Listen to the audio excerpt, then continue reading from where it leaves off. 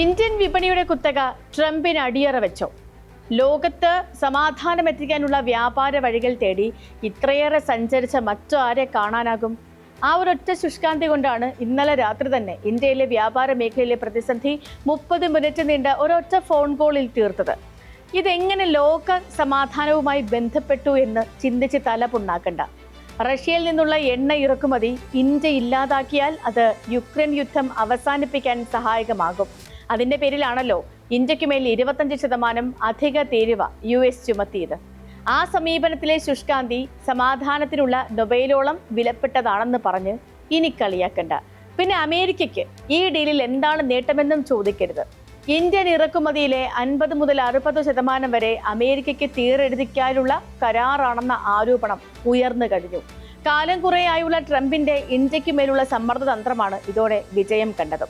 Parliament സമ്മേളനം നടക്കുന്ന സമയത്ത് ഇന്ത്യയുമായുള്ള കരാർ കഴിഞ്ഞ ദിവസം രാത്രിയിൽ ഏകപക്ഷീയമായി വളരെ നാടകീയമായാണ് ട്രംപ് പുറം ലോകത്തെ അറിയിച്ചത്. ഇന്ത്യ ഇനി റഷ്യയിൽ നിന്നും എണ്ണ വാങ്ങില്ലെന്നും പകരം US-ലും വെനസ്വേലയിലും നിന്ന് എണ്ണ ഇറക്കുമതി ചെയ്യുമെന്നുമായിരുന്നു ട്രംപിന്റെ പ്രഖ്യാപനം. രാജ്യത്തെ ഇരുട്ടിൽ നിർത്തി അമേരിക്കൻ പ്രസിഡന്റ് ഡൊണാൾഡ് ട്രംപിന് മോദി വഴങ്ങിയെന്ന പ്രതിപക്ഷ ആരോപണത്തിന്റെ പാർലമെന്റ് സമ്മേളനം പ്രക്ഷുബ്ധമായ അവസ്ഥയിൽ സ്പോട്ട്ലൈറ്റ് അന്വേഷിക്കുകയാണ് വിപണിയുടെ കുത്തക ട്രംപിന് അടിയറ വെച്ചോ എന്ന്. എല്ലാം ട്രംപ് നനച്ചതുപോലെ നടന്നു. പ്രഖ്യാപനവും രാത്രി 9 മണിക്കു ശേഷം തന്റെ ട്രൂത്ത് സോഷ്യൽ പ്ലാറ്റ്ഫോമിലൂടെ പ്രഖ്യാപിക്കുന്നു, ഇന്ത്യയുമായി ബന്ധപ്പെട്ട് പ്രധാന പ്രഖ്യാപനം നടത്താൻ പോകുന്നു എന്ന്. കൃത്യം 1 മണിക്കൂറിന് ശേഷം വാഷിംഗ്ടൺ ഇന്ത്യൻ ഉൽപ്പന്നങ്ങളുടെ തീരുവ 50% നിന്നും 18% കുറയ്ക്കുമെന്ന് US പ്രസിഡന്റ് ഡൊണാൾഡ് ട്രംപ് പ്രഖ്യാപിക്കുന്നു. ഇന്ത്യയുടെ റഷ്യൻ ക്രൂഡ് ഓയിൽ ഇറക്കുമതിക്ക് പകരം വെനസ്വേലയിൽ നിന്നും അമേരിക്കയിൽ നിന്നുമുള്ള എണ്ണ ഉപയോഗിക്കാൻ പ്രധാനമന്ത്രി നരേന്ദ്രമോദി സമ്മതിച്ചിട്ടുണ്ടെന്നും സൂചിപ്പിച്ചു. ഓപ്പറേഷൻ സിന്ദൂർ അവസാനിപ്പിച്ച വിവരം പോലെ വ്യാപാര കരാർ വിശദാംശങ്ങൾ ട്രംപിൽ നിന്നാണ് ഇന്ത്യക്കാർക്ക് അറിയാൻ സാധിച്ചത്. ട്രംപും മോദിയും ഇന്നലെ അരമണിക്കൂർ ഫോൺ സംഭാഷണം നടത്തിയ വിവരം ഇന്ത്യയിലെ US സ്ഥാനപതി സെർജിയോ ഗോറാണ് ഇന്ത്യക്കാരെ അറിയിച്ചത്.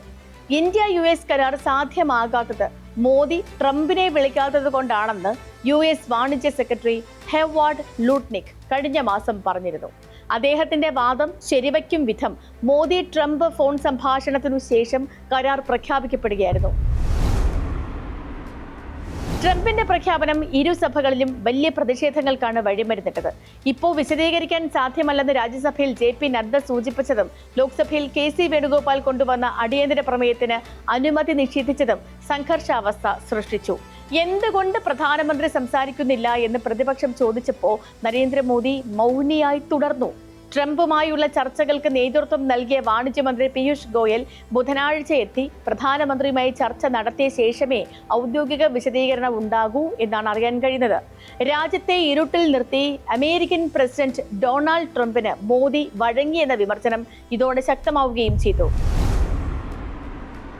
കഴിഞ്ഞ വർഷം ജൂൺ മുതൽ ഇന്ത്യ അമേരിക്ക സ്വതന്ത്ര വ്യാപാര കരാറുമായി ബന്ധപ്പെട്ട ചർച്ചകൾ ചില തടസ്സങ്ങൾ നേരിട്ടിരുന്നു.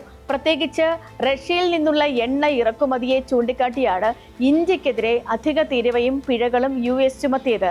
ഇത് കേരളം ഉൾപ്പെടെയുള്ള കയറ്റുമതി സംസ്ഥാനങ്ങളിൽ വലിയ പ്രതിസന്ധി സൃഷ്ടിച്ചിരുന്നു.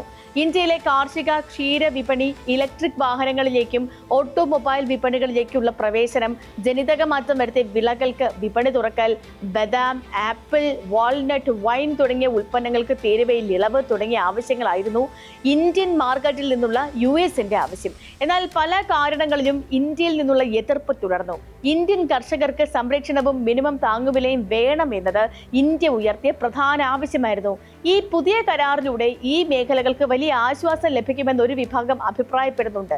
ഇന്ത്യൻ ഉൽപ്പന്നങ്ങൾക്ക് 25% ശിക്ഷാ തീരുവ ചുമത്തിയതിനു ശേഷവും ഇന്ത്യ പ്രതിദിനം ഏകദേശം 1.5 ദശലക്ഷം ബാരൽ റഷ്യൻ ക്രൂഡ് ഓയിൽ ഇറക്കുമതി ചെയ്യുന്നുണ്ട്. ഇത് മൊത്തം ഇന്ത്യൻ ഇറക്കുമതിയുടെ 1/3 കൂടുതലാണ്. റഷ്യൻ ക്രൂഡ് ഓയിൽ വാങ്ങുന്ന രണ്ടാമത്തെ വലിയ രാജ്യമാണ് ഇന്ത്യ. യൂറോപ്യൻ യൂണിയനുമായി സ്വതന്ത്ര വ്യാപാര കരാർ ഒപ്പിട്ടതിന് തൊട്ടു പിറകെയാണ് ട്രംപിന്റെ പ്രഖ്യാപനം എന്നതും ശ്രദ്ധേയമാണ്. 90% ഉൽപ്പന്നങ്ങൾക്ക് യൂറോപ്യൻ യൂണിയൻ തീരുവ ഒഴിവാക്കുമെന്നാണ് കരാറിലെ വ്യവസ്ഥ. ഘട്ടം ഘട്ടമായി ഇന്ത്യയും തീരുവ ഒഴിവാക്കും.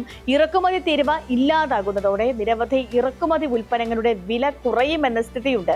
ഏതായാലും വ്യാപാര കരാർ പ്രഖ്യാപനത്തിന് പിന്നാലെ സെൻസെക്സ് 3600 പോയിന്റും നിഫ്റ്റി 1220 പോയിന്റും വർദ്ധിച്ചിട്ടുണ്ട്. US-ൽ നിന്ന് കാർഷിക ഉൽപ്പന്നങ്ങൾ ഉൾപ്പെടെ കൂടുതലായി വാങ്ങുമെന്നതാണ് മോദിയിൽ നിന്നും ലഭിച്ചതായി ട്രംപ് പറയുന്ന മറ്റൊരു ഉറപ്പ്. കാർഷിക പാലുൽപ്പന്ന മേഖലകളെ സംബന്ധിച്ച തർക്കമാണ് കരാർ സാധ്യമാകുന്നതിന് പ്രധാന തടസ്സമായി ഉയരുന്നത്. അതുകൊണ്ട് തന്നെ കാർഷിക ഉൽപ്പന്നങ്ങളുടെ കാര്യത്തിൽ ഇന്ത്യയുടെ വാഗ്ദാനം എന്താണെന്ന് വെളിപ്പെടേണ്ടതുണ്ട്. അമേരിക്കൻ ഐക്യനാടുകളാണ് ടാരിഫ് കുറയ്ക്കുന്നതായി പ്രഖ്യാപിച്ചിരിക്കുന്നത്, ഇന്ത്യയല്ല. പ്രധാനമന്ത്രി കരാർ സംബന്ധിച്ച് മൗനം വെടിയേണ്ടതുണ്ട്.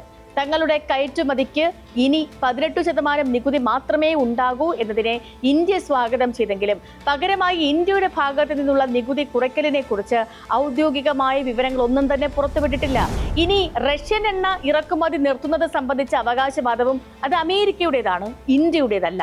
സീറോ ടാരിഫ് പട്ടികയും ഇന്ത്യ പ്രസിദ്ധീകരിച്ചിട്ടില്ല. ഈ പശ്ചാത്തലത്തിൽ ഇന്ന് കേന്ദ്ര സർക്കാർ നടത്തുമെന്ന് കരുതുന്ന പദ്ധതിയുടെ വിശദാംശം പ്രധാനമാണ്. റഷ്യയുടെ യുദ്ധക്കൊതി തീർക്കലും വെനസ്വേലയിലെ ജനാധിപത്യ പുനഃസ്ഥാപനവും ഒക്കെ ട്രംപിന്റെ വ്യാപാര കൊതിയുടെ ഡെക്കറേഷൻ പറച്ചിലാണെന്ന തിരിച്ചറിവാണ് വേണ്ടത്. ഇന്ത്യയുടെ പക്കുതിയിലധികം വ്യാപാര രംഗത്ത് സ്വാധീനം ഉറപ്പിക്കാനുള്ള US ശ്രമം മാത്രമാണിത്. കർഷകരെ ഉൾപ്പെടെ ബാധിക്കുന്ന വിഷയങ്ങൾ ഇതിലുണ്ട്. അവരും ഇന്ത്യൻ പൗരന്മാരാണ്. അവരെ ഇല്ലാതാക്കാനാണ് കരാറെങ്കിൽ അത് എതിർക്കപ്പെടുക തന്നെ വേണം. നാളെ മറ്റൊരു വിഷയമായി വീണ്ടും സ്പോട്ട്ലൈറ്റ്. നമസ്കാരം.